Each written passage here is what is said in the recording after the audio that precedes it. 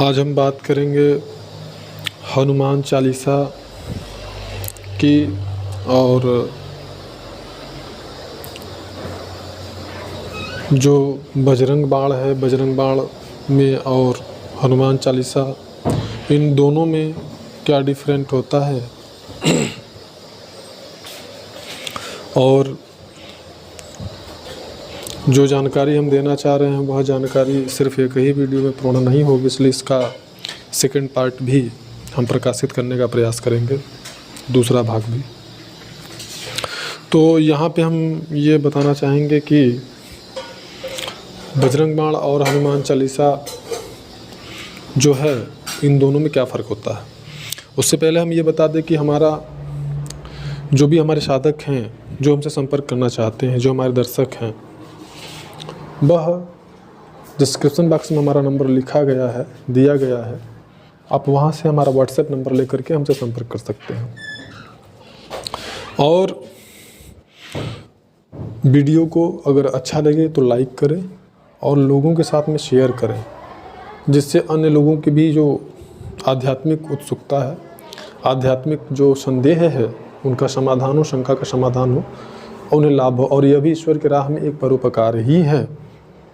अगर आप किसी को ईश्वर की भक्ति के लिए, भजन के लिए, चिंतन के लिए, साधना के लिए प्रेरित करते हैं तो उससे तो निश्चित रूप से लाभ होता है, लेकिन साथ ही साथ आपको भी लाभ होता है। ये प्रकृति का विधान है। जिस प्रकार किसी को गलत कार्य करने के लिए जब आप उकसाते हैं, कहते हैं, और वो गलत कार्य करता है, तो उस पाप के भागीदार आप स्वयं भी बनते हैं। ठीक इसी प्रकार से यही नियम यहाँ भी लागू होता है।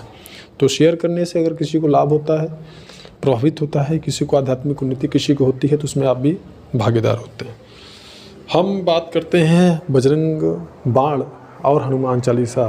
तो यहाँ पे हम बताना चाहेंगे कि जिस प्रकार से किसी भी जो है, जब मृत आत्मा यानी किसी की मृत्यु होती है, तो उसके लिए लोग भागवत महापुराण का आयोजन कराते हैं। 5 दिन का, 3 दिन का या 7 दिन का कार्यक्रम रहता है, ताकि उस मृत आत्मा की सद्गति हो जाए, उसे अच्छा लोक की प्राप्ति हो, प्रेत योनि से उसकी मुक्ति हो जाए। इसके लिए गरुड़ पुराण भी कहा जाता है, भागवत महापुराण का भी जो है आयोजन किया जाता है। अन्य भी मार्ग हैं, जैसे महामृत्युंजय है, विष्णु सहस्त्रनाम स्तोत्र है, सतचंडी है, इत्यादि इत्यादि बहुत सारे मार्ग हैं उसके। कुछ सिद्ध संपुटित मंत्र भी होते हैं। तो यहाँ पे उसी प्रकार से जो हनुमान चालीसा है, वह एक ऐसा विषय है जिसको कि आप अगर किसी प्रकार की आपके ऊपर प्रेत बाधा है, तंत्र बाधा है, किसी प्रकार की कोई समस्या है, तो भी आप उसको आराम से सुन सकते हैं अथवा उसको बोल सकते हैं। क्योंकि वो एक सौम्य साधना है, प्रभु की स्तुति है, प्रभु को प्रसन्न करने की जो है उसमें उनका स्तमन किया गया है। और यदि जिस व्यक्ति के ऊपर में मान लीजिए कोई तंत्र बाधा है, प्रेत पिशाच है, वो व्यक्ति अगर हनुमान चालीसा करेगा तो कर लेगा, सुनेगा तो सुन लेगा।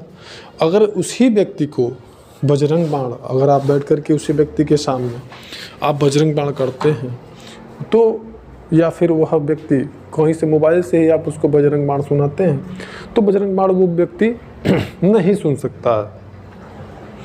क्योंकि और यही नहीं, अगर जो सामान्य जो सात्विक साधक होते हैं, यदि वह बजरंग बाण को सुन भी लेते हैं, मतलब करते हैं या सुनते हैं, तो यह बजरंग बाण जो है बहुत ही उग्र जो है, प्रचंड स्वरूप में उन्हें प्रभावित करता है। उनके अंदर की जो बुराइयां होती हैं, जो कमी होता है, वो खत्म कर देता है। क्योंकि यहाँ पर हमारे साधक का अनुभव भी है, जिनको कि कुछ तंत्र या प्रेत बाधा से संबंधित समस्या थी, उन्होंने हमको बताया, हमने उनको कहा बजरंग बाण करने के लिए, और उनका कहना ये था कि गुरुजी मैं 2 लाइन पढ़ता हूँ या एक पाठ कर लेता हूँ, तो मेरे मुंह से आवाज़ ही नहीं निकलता है, जैसे किसी ने हमारा जुबान जो है वो पकड़ लिया हो, जकड़ लिया हो, हमारे मुंह से कोई शब्द ही नहीं निकलता है। और सिर में या गर्दन में या शरीर में उनके बहुत ज़्यादा पीड़ा होने लगती है, बहुत ज़्यादा दर्द होने लगता है। जब विशेष प्रकार से उनकी समस्या का जो है उनकी समस्या का समाधान करने के लिए विशेष प्रकार से उनका जो है जो किया गया, देखा गया, तो फिर देखा गया कि उनको जो है तंत्र बाधा से संबंधित, प्रेत बाधा से संबंधित समस्या थी।